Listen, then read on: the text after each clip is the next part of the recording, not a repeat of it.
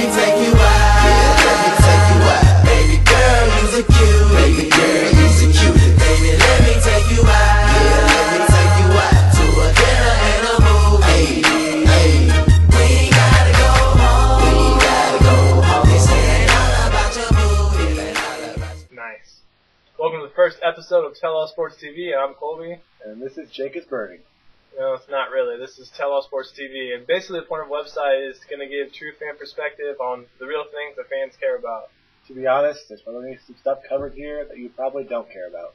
And that's the good thing about the web, because if you don't like it, you can just click the X and just move on. Like we're moving on now to our first ever guest. So right now, Jake's going to get him on the phone. Our special guest today, first episode, we thought we'd bring in the one and only sports fanatic, David Wilde. Dave Wilde is most known for his duty as Godfather's League Commissioner. And he's out in Auburn, Washington right now, and we're getting him on the phone right now and asking him some questions. He's going to come in as the correspondent when it comes to fantasy football for us here. Dave is our go-to guy for fantasy football. He's also the go-to guy for not answering his phone. Yeah. Might get a voicemail. Yep. So no Dave right now. We will try back with Dave later. And Dave, you're on TellAllSportsTV. hey, the fans got to experience the one and only David Wilde leave a message voicemail. So I'm glad you didn't answer the first time. Perfect. So basically, we set you up as the go-to guy for TellAllSportsTV's fantasy football division. Stated that you are the commissioner of the Godfathers League, world famous Godfathers League, I might add. And so yeah, that's basically what we got. You ready to dive into some questions? Perfect. Fire away. All right. Well, Dave, we did talk earlier today, and normally there's a clear number one when it comes to fantasy football guys. Who do you see as the number one guy to draft in this year's draft, or maybe narrow it down to top three if you have that number one pick? Well, the top three is really easy to answer. It's Chris Johnson coming off a clear year where he broke numerous records. Then you have Adrian Peterson and Maurice Drew. And kind of with the top three, I don't think you can expect Johnson to have the same numbers that he had last year.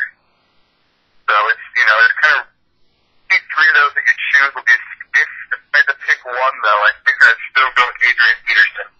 You take Peterson over Johnson? I think he was getting used to Brett Favre at quarterback last year, and he wasn't really used to having a quarterback with that set of skills. So I think now that they have an offense to kind of fine-tune it, I think that they will... Wait, Tavares Jackson's not as good as Brett Favre? I'm sorry, say that again? You don't think Tavares Jackson is as good as Brett Favre? I think that Brett Favre was a little bit of a distraction. Oh, yeah. So I think overall that with an another off-season under their belt, that they will kind of get better claim to each other, and they kind of, I think next year they will be able to work better as a pair. I think that will lead to Adrian Peterson having more yards than he had last year, and also more touchdowns. What do you see as some sleepers, or maybe some rookies that you might want to take early, or maybe take a little risk on? What do you think about that? Well, it's kind of hard to define sleeper. I mean, you have these veteran players that are going to new teams. It's kind of a lot about value. I mean, Thomas Jones has showed that he's a solid running back, and with him being a backup to Jamal Charles in Kansas City, I think that he'd be a good value. Just maybe, the 40th running back taken a little bit later in the draft. A lot of the rookies seem to be going off the board pretty quick.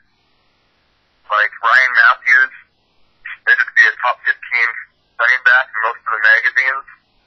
And he's going to be the starter, so I think he will be a good pick, but going a little bit later into the draft, I actually think one of the Seattle running backs might step up and take the honor. Maybe Leon Washington.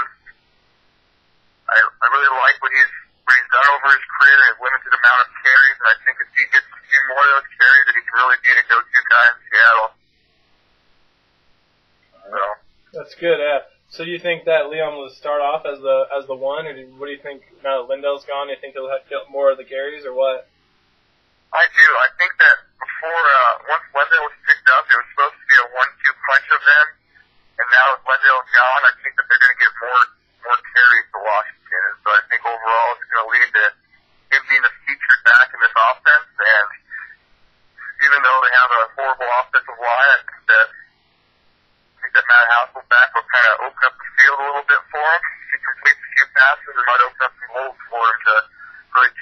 and show what he has. Yeah, definitely. What about your stay away guys? Like, Golden Tate breaks into a donut shop. Stay away guys. Like, would you stay away from Golden Tate or anyone else for character problems or injury concerns? Anybody like that? Des Bryant maybe at the Cowboys. Character problems don't really carry over the field too much, as you've seen. I mean, a lot of these wide receivers in the league right now, even like Brandon Marshall, they don't have the best character, but when they get on the field, they seem to get in a different mood. They seem to drop the act of being, a hard ass, and they seem to just play football. So the hope is that when Golden Tate actually gets out there for a game, that he kind of puts away the character issue and kind of just turns on and does what he does best. That's play football. Yeah, definitely. So there's no players off the top of your head that you'd not draft off. You see them if they're out there at your position, might be a good pick value-wise, knowing that you don't take. No, off the top of my head. I mean, I think it's pretty safe to draft. There's a number of players out there that do have character issues, but nothing you should be afraid of right now. What about guys like Vince Young and Ben Roethlisberger, who Roethlisberger's serving like a 6-game suspension to start the year, and Vince Young's probably going to get suspended for his altercation in that nightclub. Is there any what's the fancy ramifications for that? Well, quarterback's a whole new issue because with a wide receiver or a running back or any other position besides quarterback, those players can kind of act out and it won't really look too bad at the organization. When the starting quarterback, like the ones you just named with Vince Young and Ben Roethlisberger, when those two are in these altercations and have these troubles, it